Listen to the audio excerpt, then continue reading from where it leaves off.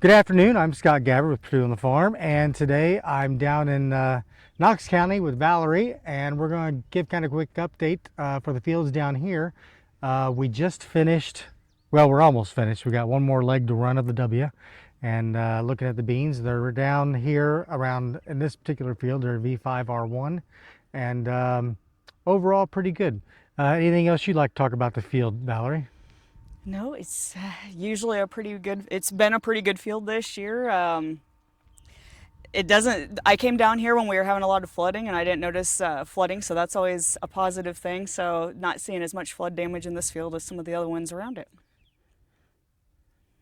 Yeah, and so like we were mentioned earlier in the truck, you were talking about how not too far from here, it's a little ways to get there, but is actually where the Wabash and the White River kind of come together, and so this county can be prone to flooding at times, but from what we've seen today, we've seen some where there's some low spots out here and everything, as you'd kind of expect in any field. But by and large, the field's pretty much at V5, and we saw a few V6s. Do you want to talk about any of the weeds and that type of thing? And not just weeds in this field, but kind of in general what you're seeing, since it's almost, this season down here has come a little faster than maybe in other parts of the state. Yeah, absolutely. This field specifically, we're definitely seeing some water hemp, mare's tail, which doesn't surprise me because that's pretty common. Pretty Yeah. common. Those are Throughout our the normal entire state. weeds The down big here. ones, yeah, yep.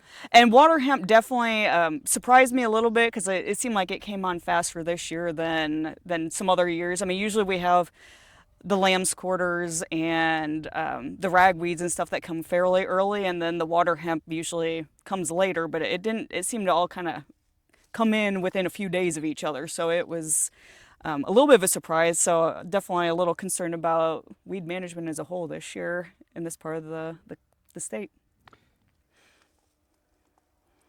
So like I said, just a quick update as far as like down here in Knox County. Well, actually yesterday I believe it was, down in Shelby County, and then before that we was over in CPAC in Jennings County. But yeah, things are moving right along. I know that the northern part of the state, we had some footage of that as well, as far as they're still wrapping up their planting, but that's common for this time of year, as far as the difference in the weeks and the seasons, if you will, here in Indiana, because we're a fairly small state, the smallest west of the Allegheny Mountains, but we're also a tall state. So a lot of latitude between Ohio and the Great Lakes. Yeah, and we have a lot of sand down here too, which makes us a little bit special compared to a lot of other counties, especially down here. And so we can get out, a lot of our growers can get out in March, and we had a nice March this year. So I know a lot of folks that were about done planting their soybeans by April, and then we're moving on to corn. So we had a pretty early planting year.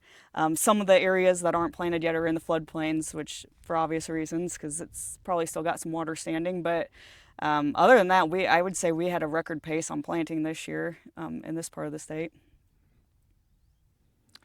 And pretty much in my area too, in central Indiana, we were interrupted, of course, with some of the rains and everything that you didn't get at times. Of course, some of the stuff you got was nastier than us. But that being said, we're side dressing now in central Indiana as well.